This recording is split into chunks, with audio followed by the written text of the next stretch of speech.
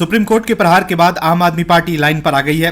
अरविंद केजरीवाल अपनी पार्टी को कट्टर ईमानदार कहते हैं, लेकिन आपके कारनामे देख सुप्रीम कोर्ट के चीफ जस्टिस भी हक्के बक्के रह गए और अब सुप्रीम कोर्ट के एक्शन में आने के बाद दिल्ली में आम आदमी पार्टी बेघर भी होने वाली है। एक तरफ आपके नेता भ्रष्टाचार में फंसे हुए हैं तो दूसरी तरफ आपके राष्ट्रीय दफ्तर पर भी खतरे के बादल मंडराने लगे हैं।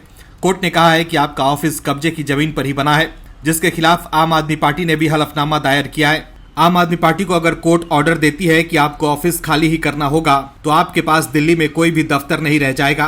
आम आदमी पार्टी इसमें भी कीर्तिमान रच देगी कि वो पहला ऐसा दल बन जाएगा जिसके पास ऑफिस ही नहीं होगा। तो क्या अब आपका दफ्तर केजरीवाल के शीश महल से चलेगा? अगर ऐसा हुआ तो इसी बहाने आपके नेताओं को 5 सितारा दफ्तर का तो आनंद मिलेगा।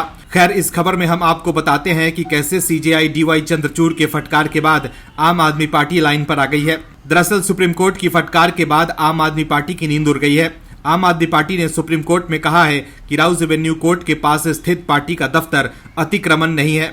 आपने दावा किया है कि राउज एवेन्यू कोर्ट कॉम्प्लेक्स के लिए आवंटित किए जाने से पहले ही इस जमीन को आम आदमी पार्टी को कानूनी रूप से दिल्ली सरकार ने दिया था। सर्वोच्च अदालत में आवेदन दायर करते हुए आम आदमी पार्टी ने 13 फरवरी को सुप्रीम कोर्ट की उस टिप्पणी को खारिज किया जिसमें कहा गया था कि एक राजनीतिक दल ने अपना दफ्तर अतिक्रमण करके उस जमीन पर बनाया है जिसे दिल्ली हाई कोर्ट के लिए आवंटित किया गया था।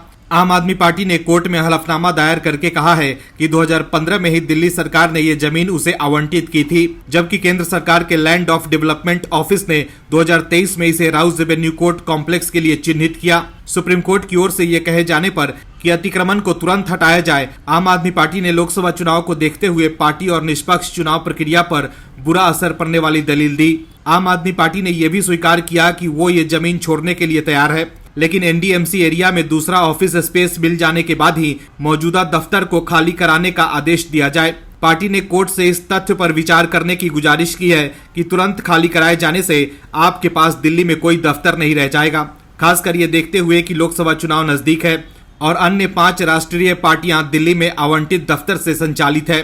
इससे पहले 13 फरवरी को chief justice of India DY Chandrachud की अगुवाई वाली बेंच ने दिल्ली जुडिशियल इंफ्रास्ट्रक्चर के लिए चिन्हित जमीन पर एक राजनीतिक दल के कब्जे की बात सामने आने पर नाराजगी और हैरानी जाहिर की थी।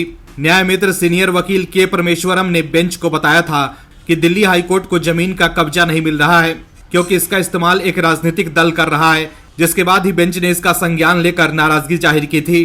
कोर्ट ने केंद्र सरकार के अधिकारियों के साथ बैठक करके जमीन खाली कराए जाने की समय सीमा तय करने को कहा था। तो देखा आपने कैसे आम आदमी पार्टी ने अपना दफ्तर बचाने के लिए सुप्रीम कोर्ट के सामने रहम की गुहार लगाई है।